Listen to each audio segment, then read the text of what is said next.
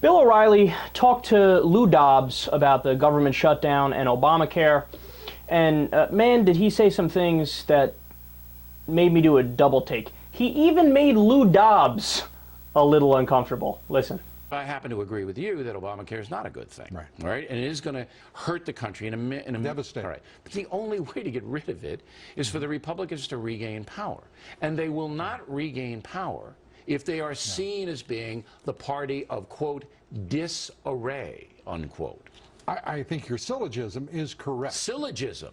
Word of the day, everyone. You want to explain that for me? Syllogism? You're making great sense here, partner. Thank you. The fact of the matter is that we don't have to go door to door. The American people are a hell of a lot smarter than they're being. No, they're not. They elected Barack Obama last year. Don't give me that. Do you want to go back and revisit that choice that was before the American people? I'm telling you, it's a different country than it used to be. I'm with you, and people are voting their self-interest now. Yes, you heard that correctly. Now, I listened to that 3 times earlier because I honestly thought my ears were deceiving me. And I said, I got to be missing something in terms of the context of what he's saying. I listened to the entire clip 3 times, which goes much longer in both directions, both before and after. I had to chop it down for you there, right? No. What you think he said is exactly what he said. Oh, these American people. They're voting for their self-interest now. How dare they? I didn't know that was a debatable thing. I didn't know we're supposed to vote against our self-interest?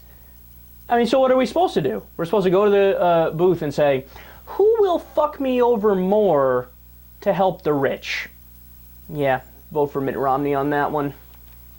No, but that's actually what it sounds like he's saying. And then, of course, Bill O'Reilly's the type of person where in the next breath, he'll argue that, well, the Republicans are in people's self-interest if you vote for them because they want to lower your taxes.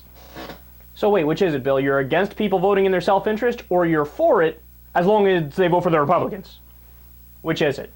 And also, by the way, that is also not true. A point I've heard Bill O'Reilly make before where he says, well, vote Republican because they want you to keep more of your money. Actually, no, Bill. If you go back, you can look, no matter what tax proposal you look at, you can go back to Obama versus Romney, Obama versus McCain. You can go back to Dole versus Clinton. Look at all their tax proposals. The Democrats always want to cut taxes more for the bottom 95 to 99% of Americans. Now, I'm no genius at math here, but if the Democrats want to cut taxes more for 95 to 98% of the American people, aren't they more of the party of tax cuts? They're the ones who want to help out the average guy and the poor person more. Seems to be relatively straightforward. But no, it gets even worse. Listen to what Bill O'Reilly says about uninsured people. Write down these 100 million folks, as the president styles it. We have 30 million people who don't have coverage, let alone benefits. But they will have after January 1st, right? If they sign up. I have to qualify that. Most projections say they will not have. In fact, this began as a debate about how we would spend about $900 billion. It turns out to be $1.8 trillion. But correct me if I'm wrong. If they sign up to the exchange, then they'll have it. So it's getting them out of the house or the crack house or wherever they are to get it to sign up. But if they sign up, they have it. He just called the uninsured crackheads. Now, even if we're kind and we say, well, he was joking, he's being tongue-in-cheek, it was an off-the-cuff remark, he didn't mean anything negative by it, no matter how kind you try to be to him on that, he just referred to the uninsured as, well, they got to get off the couch or get out of the crack house. He referred to the uninsured, people who have no health insurance, as crackheads.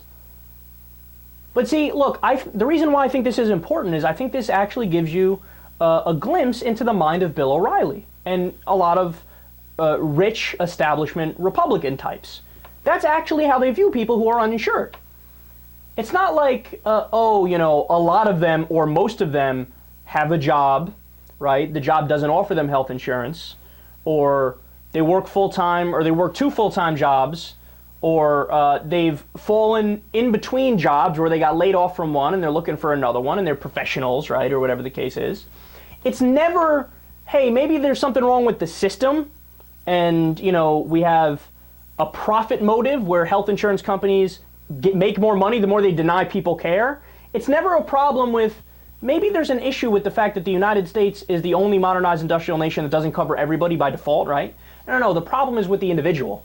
The problem is you're poor, you're lazy, you're a crackhead if you don't have insurance. But the most damning fact about this, 48 million Americans don't have insurance.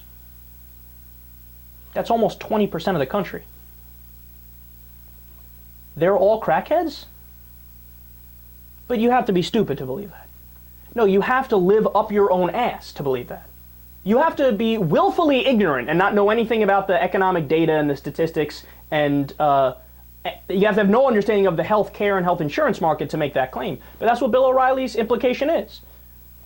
Anywhere from 15% to 20% of the American public, crackheads. Lazy, no good, mooching, parasitic crackheads.